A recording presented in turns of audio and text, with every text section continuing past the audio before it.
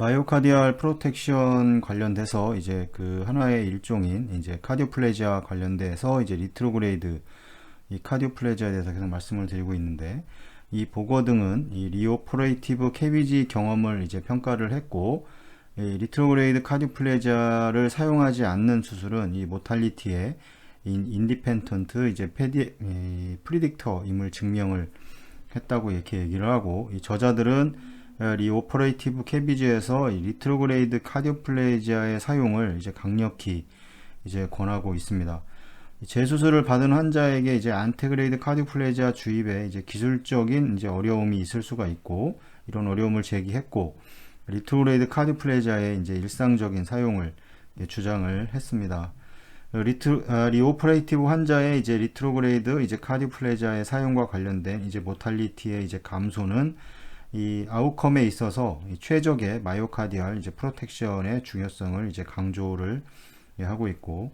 리트로그레이드 카디오플레지아가 이제 라이트 벤트리클과 이 베이잘 septum으로 이제 균등하게 전달되지 않으므로 이제 잠재적인 문제를 완전히 이제 해결하지는 못한다, 이렇게 이제 얘기를 하고 있습니다.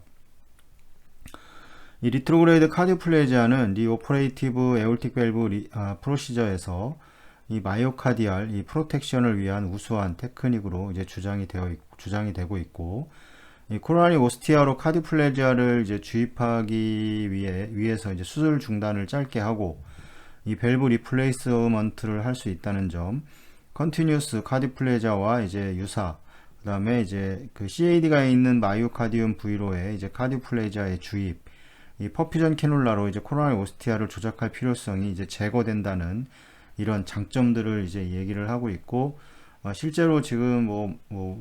예전에 다 이런 것 방법들이 나왔는데, 실제로 지금 이제 카디오플레지아 중에서 크게 말씀을 드렸지만 블러드 카디오플레지아와 이제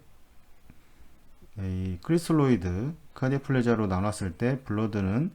이제 크리스톨로이드는 크게도 HTK와 지금 이제 델리도로 나누고 있죠. 이렇게 나누고 있고 이제 블러드의 경우에는 이제 4대1의 비율로 들어가는 이제 블러드 카디오플레지아와 이제 그 마이크로플레지아라는 이제 이런 여러 가지 외국에 사용되고 있는 방법들이 사용되고 있는데, 여기에서 이제 이게 뭐가 좋다 나쁘다 그런 얘기를 하는 게 아니고 이런 장점과 단점들을 가지고 있다, 이렇게 이야기를 하고 있는 겁니다. 그래서 서전에 따라서도 크리스톨로이드를 쓰느냐 아니면 이 블러드 카디오플레지아를 사용하느냐, 이거에 따라서는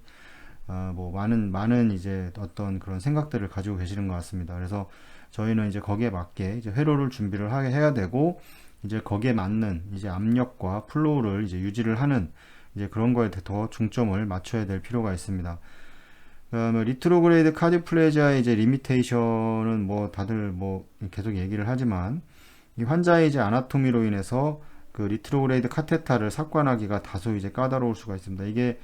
이제 RA에 이제 그 RA를 통해서 이제 이 코로나리 사이너스 통해서 이제 이게 이렇게 위치를 시켜야 되는데,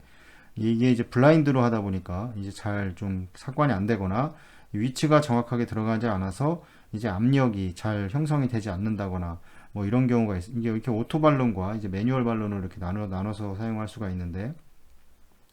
이 위치에 따라서 압력 자체가 많이 달라지기 때문에 이런 리트로그레이드 카테타 이제 삭관하기가 다소 까다로워서, 이제 실제로 이제 다른 제가 하신 어떤 서전 선생님께서는 이제 아예 RA를 열어서 이렇게 이제 바로 넣는 이런 방법도 선택을 하시기도 합니다. 이 바이카발 캐놀레이션의 경우에는 이제 스몰 라이트 사이드 이제 아트리오토미를 이용해서 이제 삭관을 할 수가 있는데, 직접 이제 아주 작은 이제 스몰 인시전을 넣어서 그 부분을 통해서 이제 코로나리 사이너스 통해서 이제 트렁크에 이제 그 발론을 이제 삭관을 하게 되고, TE가 가능하다면 이제 카테타의 위치를 이제 가이드를 할 수도 있을 겁니다. 그래서 리트로그레이드 카디오플레지아의 이제 최적 그리고 이제 균일한 이제 디스트리뷰션을 달성하기 이제 어려울 수가 있습니다. 아무래도 만약 코로나리 환자라면 안테그레이드만 주입을 하게 되면, 안테그레이드에서 어느 부분에 질병이 있다면 그 뒤에 이제 어떤 테리토리에는 카디오플레지아가 잘 주입이 안 될 수도 있기 때문에, 이제 리트로그레이드를 이용해서 막힌 그 뒷부분에 이제 카디오플레지아를 이제 디스트리뷰션을 진행을 하게 되는데, 이제 리트로그레이드만을 사용을 했을 때는 이런 문제가 있을 수 있고, 당연히 리트로그레이드로 주입을 하게 되면 이제 드레인 되는 곳은 이제 코로나리 이제 이 오스티움으로 이제 그 왼쪽과 오른쪽으로 이제 드레인이 될 겁니다. 그래서 만약에 에올타를 여는 수술이다 그러면 이 부분에서 이 카디플레자가 잘 흘러 나오는지를 이제 서전 선생님께서 이제 확인을 하실 거고, 저희도 그거에 대해서는 아마 얘기를 해주실 겁니다. 잘 안 나온다, 나온다. 만약에 그 분명히 지금 플로우를 주고 압력이 형성이 되고 있는데 안 나온다는 건 어떤 문제가 이제 분명히 있는 겁니다. LV 벤트리클로 이제 카디플레지아의 이제 리트로그레이드 주입이 이제 좋다고 하더라도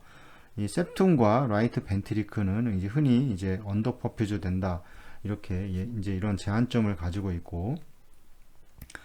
이런 이제 이 말 디스트리뷰션은 이제 카테타가 깊게 위치한 경우 이제 안 좋아지고, 이제 코로나리 오스티아로의 라이트 벤트리큘라 이제 비너스 드레니지가 이제 근접해 있기 이제 때문이다, 이렇게 이제 얘기를 하고 있습니다.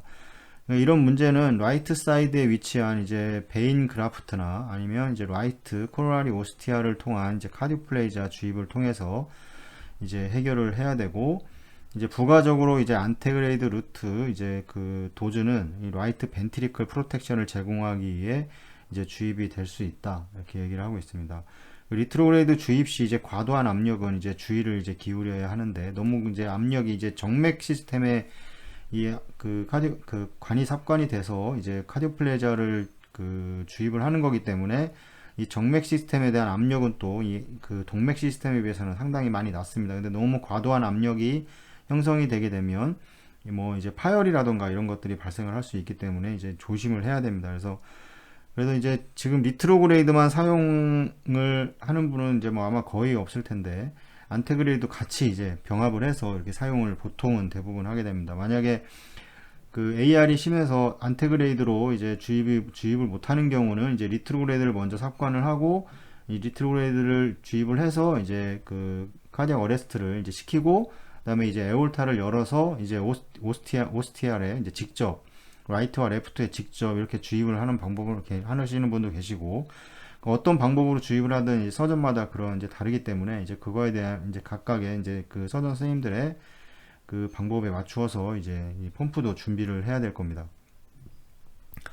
이 프레셔가 너무 높으면 안 되는데, 이제 보통 이제 안테그레이드로 주입을 할 때는 플로우가 만약에 250에서 300mm 분당 이렇게 주입을 한다고 그랬을 때, 이 회로에서 걸리는 압력은 100에서 120mm 이제 머큐리를 보통 유지를 합니다. 카디플레자에서 이제 형성되는 압력이, 근데 이제 루트에서 걸리는 압력은 이제 60 정도, 이제 50에서 60mm 머큐리 정도가 형성이 되게 되는데, 이거와는 다르게 이제 리트로그레이드 프레셔는 이제 카테터, 이제 이 부분, 이 카테터 들어간 이 부분에서 이제 여기서 이제 압력을 보통 이제 여기서 압력을 재게 되는데, 이 압력에서 이제 그 리트로그레이드 프레셔는 이제 20에서 이제 35 정도를 이제 유지를 해야 됩니다. 카테터에서 측정되는 압력이 이렇게 되는 겁니다. 그래서 보통 그 리트로그레이드 카디플레자를 사용을 하게 되면 이렇게 보통 삽관을 하고, 이 라인을 마취과등으로 이렇게 내려서 연결을 해서 실제 이제 모니터에서 확인을 할 수가 있습니다. 그래서 이제 보통은 이때 걸리는 압력이 20에서 이제 35mm 머큐리 정도를 유지하는데, 그럼 만약에 카디플레자 회로에서 측정을 한다고 했을 때는 이거 이제 그 프레셔 로스가 형성이 라인의 길이나 이제 여러 가지 그것 때문에 이제 프레셔 로스가 형성이 되기 때문에, 여기서는 이제 60에서 80mm 머큐리 정도를, 이 80mm 머큐리 이상은 넘어가지 않도록 이제 유지를 해야 됩니다. 그래서 이제 실제적으로 걸리는 압력은 이제 여기에서는 이제 20에서 35mm 머큐리를 이제 정도를 유지를 해야 되고, 이 CPB 이제 서킷에서 측정되는 압력은 이제 50mm 머큐리를 넘게 되면 이제 마이오카디알 이데마라던가 이 헤모로지, 이 마이오카디움 인저리를 유발하는 것으로 이제 나타났다. 그래서 이 이제 회로에서 측정되는 압력은 최대 이렇게 넘지를 않도록 유지를 해야 된다고 이렇게 얘기를 하고 있습니다. 주의할 점은 레프트 사이드 SBC 이제 존재 유무이고, 이 성인에서 발생하기 드물기 때문에 종종 이를 놓칠 수 있다, 이렇게 얘기를 하고 있습니다. 성인에서는 이제 레프트 SBC의 발견이 그렇게 많지는 않은데, 그래서 이제 그런 것들을 놓칠 수가 있는데, 이제 소아에서는 레프트 이제 기형이 있는 환자들에서는 이 레프트 SBC가 종종 많이 발생을 하기 때문에 주의 깊게 보는데 이 성인에서는 이제 이게 발생 자체가 많이 없기 때문에 이를 놓칠 수가 있어서 이제 그런 카디플레지아 주입에 이런 문제가 일으킬 수가 있습니다. 이 코로나리 사이너스로 드레인되는 이제 랩트의 이제 SBC는 이제 웜 비너스 리턴 적용된 시스템이 쿨링에 따라 다르게 되고 이제 하트의 온도를 계속해서 올리기 때문에 이 어레스트와 이제 콜드 마이오카디움 유지가 이제 어려우면 이런 문제를 이 랩트 SBC에 이런 문제를 이제 의심을 해야 됩니다. 이제 코로나리 이제 리트로그레이드 안타그레이드는 이거를 이제 차갑게 15도씨 이하로 유지를 하려고 이제 하는데 이렇게 되면 이제 랩트 SBC가 형성이 되어 있을 경우는 계속해서 이제 이거보다는 이 카디오플레지아 온도는 낮은데 실제 체온은 뭐 32도, 34도를 유지를 하기 때문에 이 혈액이 계속해서 이 랩트 SBC를 통해서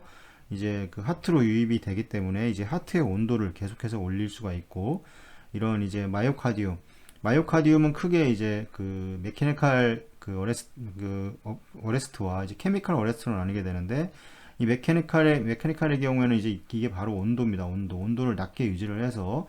차갑게 유지를 해서 이제 산소 소모량을 줄이게 되고 이런 식의 프로텍션과 이제 카디오플레지아의 이제 포타슘을 이용한 이제 이 케미컬 어레스트가 시행이 되게 되는데 이 두 개가 동시에 이루어져야 되는데 이제 랩트 SBC를 통해서 이제 이 카디오플레지아들이 이 워시아웃이 될 수가 있습니다. 이 워시아웃이라고 그러는데